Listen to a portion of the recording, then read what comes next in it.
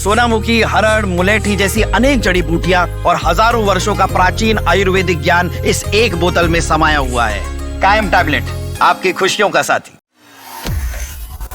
अजीत पवार के बाद कौन बनेगा महाराष्ट्र का डिप्टी सीएम? कुर्सी का दावेदार कौन होगा? किस मूड में है बीजेपी? शरद पवार या फिर अजीत पवार की पत्नी में से कौन बनेगा डिप्टी सीएम? महाराष्ट्र की राजनीति में डायनामिक नेता की छवि बनाने वाले एनसीपी नेता अजीत पवार के आकस्मिक निधन के बाद शोक की लहर है, लेकिन साथ ही सियासी गलियारों में कई सवाल भी हैं कि आखिर कौन बनेगा डिप्टी सीएम। राज्य में सत्तारूढ़ महायुति के अभिन्न अंग एनसीपी आगे भी साथ रहेगी या फिर बीजेपी क्या फैसला लेगी? हालांकि बीजेपी ने संकेत दिए हैं कि उप मुख्यमंत्री पद एनसीपी के पास ही रहेगा। इन चर्चाओं के बीच अब डिप्टी सीएम की रेस में कई नाम निकलकर सामने आ रहे हैं। खासकर शरद पवार से लेकर अजीत पवार की पत्नी का नाम डिप्टी सीएम के तौर पर सबसे आगे माना जा रहा है। दरअसल पवार नाम के साथ चलने वाली एनसीपी में अब केवल एक शीर्ष नेता शरद पवार ही हैं।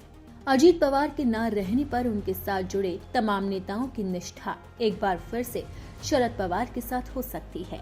हाल ही में चुनाव में देखा भी गया था कि चाचा भतीजा साथ आए थे, लेकिन निकाय चुनाव में एनसीपी को तगड़ा झटका लगा था। दोनों गुट अजीत पवार और शरद पवार मिलकर भी अच्छे परिणाम हासिल नहीं कर सके थे। इसके बाद दोनों गुटों में एकता की चर्चा भी चली थी, लेकिन अब हालात बदल गए हैं और वक्त भी बदल गया है। राजनीति में कहा जा रहा है कि शरद पवार के साथ शायद ही नेता जाने के लिए तैयार हो और अजीत पवार के परिवार से नेतृत्व को खड़ा करने की भी आगे मांग हो सकती है।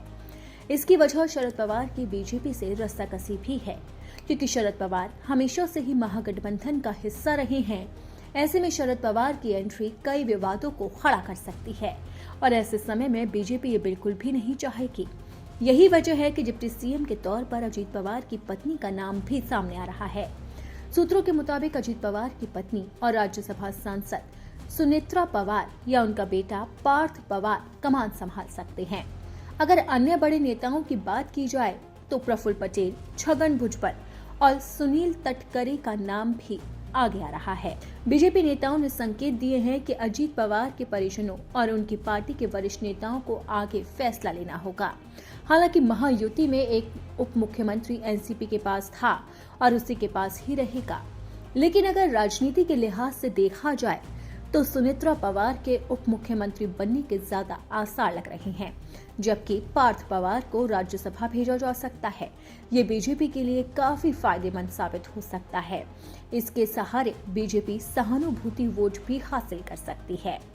इतिहास को अगर खंगाले तो साल 2024 के विधानसभा चुनाव में बीजेपी, शिवसेना शिंदे और एनसीपी अजीत पवार की महायुति ने बड़ी जीत दर्ज की और 288 सीटों में से 230 सीटें जीती। इनमें बीजेपी ने 132, शिवसेना ने 57 और एनसीपी को 41 सीटें हासिल हुई थी।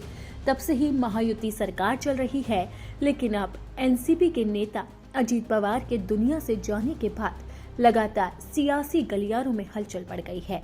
तो अब देखना होगा कि आखिरकार उप मुख्यमंत्री कौन बनता है।